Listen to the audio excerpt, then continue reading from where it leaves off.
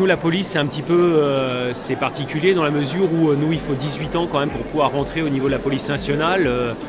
Les policiers sont armés, donc la législation sur les armes étant interdite au niveau des mineurs, on peut rentrer dans la police qu'à partir de 18 ans.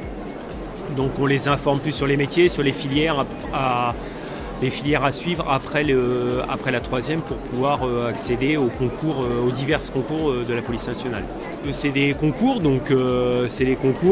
qui sont anonymes, donc chacun passe les mêmes épreuves. Les barèmes sont un peu différents entre les hommes et les femmes au niveau des épreuves sportives, mais non, on a exactement les mêmes épreuves, donc les salaires, nous dans la fonction publique, sont identiques pour les hommes, pour les femmes, donc il n'y a pas de frein qu'on soit un homme ou qu'on soit une femme au niveau des concours de la police nationale.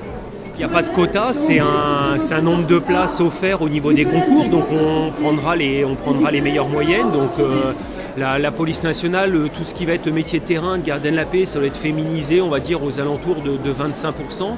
Mais plus on va monter dans les catégories, les concours catégorie A de la fonction publique, que ce soit le concours d'officier ou commissaire de police, on va plus approcher un candidat sur deux lauréat qui est féminin. On voit énormément maintenant de commissaires de police qui sont des femmes.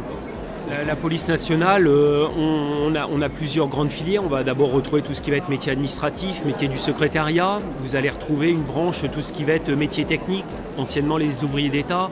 On va retrouver des mécaniciens auto, des mécaniciens moto, des services habillement.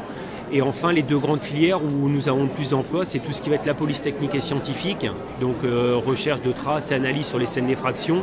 Et enfin, tout ce qui va être métier actif, les métiers de terrain. Mais les métiers de terrain, on va dire, c'est plus d'une centaine de métiers différents. Vous allez retrouver les plus communs. On va voir donc des patrouilles à pied ou en véhicule dans les villes.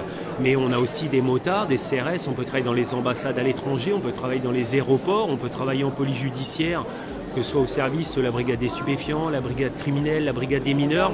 Donc on peut très bien aussi travailler en brigade VTT, roller, à cheval. On va dire c'est un éventail d'une centaine de métiers différents possibles dans la police nationale. Il n'y a pas que les personnes qui mettent des contraventions sur le bord de la route.